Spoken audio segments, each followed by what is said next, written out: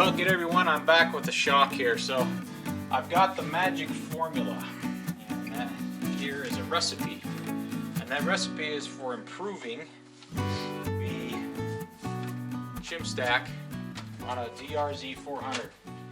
So I'm going to, the shim stack, as we've talked about before, changes the characteristics of the ride. So, you know, if you change the way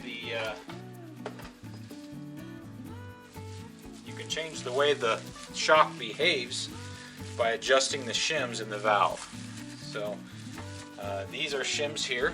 You can see here I've got a little package of them here, and they're just basically little washers. And the way these work is they're measured in thickness, and then they're measured in diameter. So this is just a cheap digital caliper.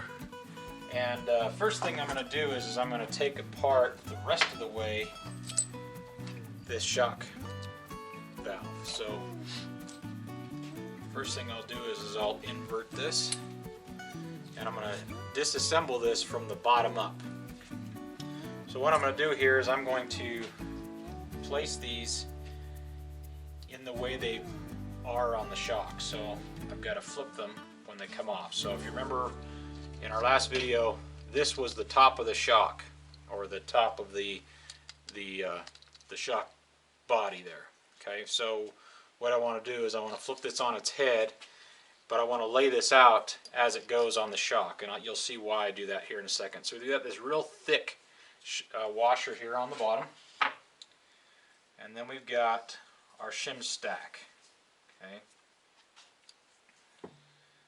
and so the shim stack is going to start with basically all these little small pieces.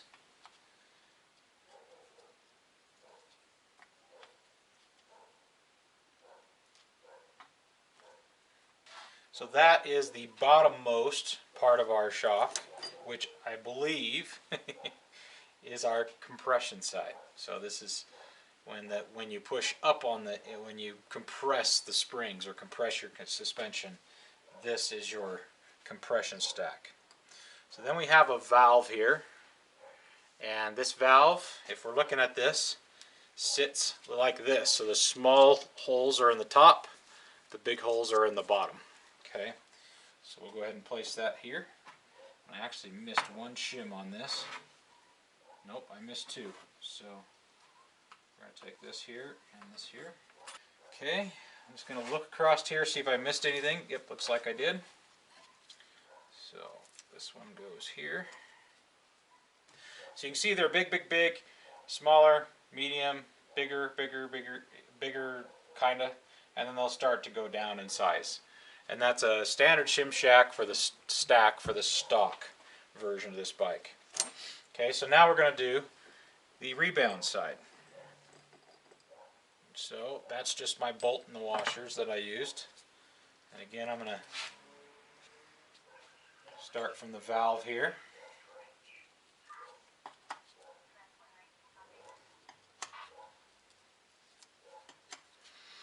And so these are stuck together pretty good, so you know, you just got to kind of work them apart.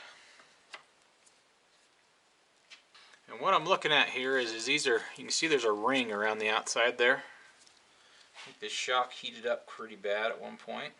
I'm just making sure there's not two shims there. It looks like there's just one. Okay. So there is our shock stack disassembled. So now what I want to do is I want to go through this stack, and I'm going to figure out which way you want to figure out how you want to change this. And again, I'm not the greatest, in fact I'm not even close to what could even be considered a professional when it comes to this kind of stuff. I'm definitely not a shop guy, so I would say your best bet is to go elsewhere if you really want to know a lot about this stuff.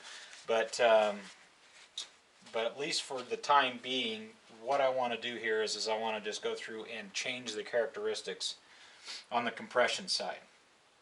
Okay, so on the compression side, I want to basically with what I have here, and this was sent to me by Mr. Duff Factor very kindly, and I really appreciate him, Damon. Very nice guy. and very gracious of him to send this information to me so I can actually do this. So this is nothing new.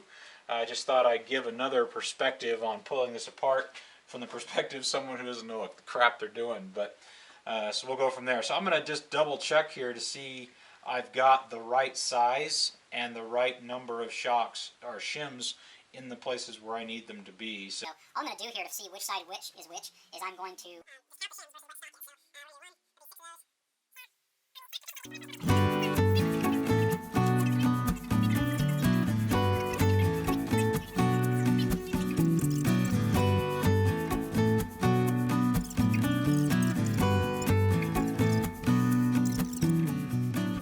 what I'm going to do is I'm just going to run down the stack here and get an idea of what we want. So we're going to need a couple more.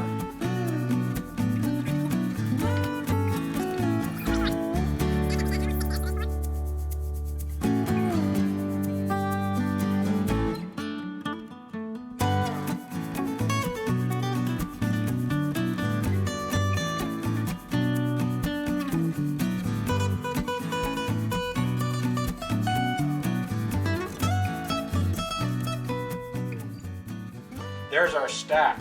I wound up with a few extra shims, and this should work a whole lot better than what I had stock, I think. So we'll see what happens here.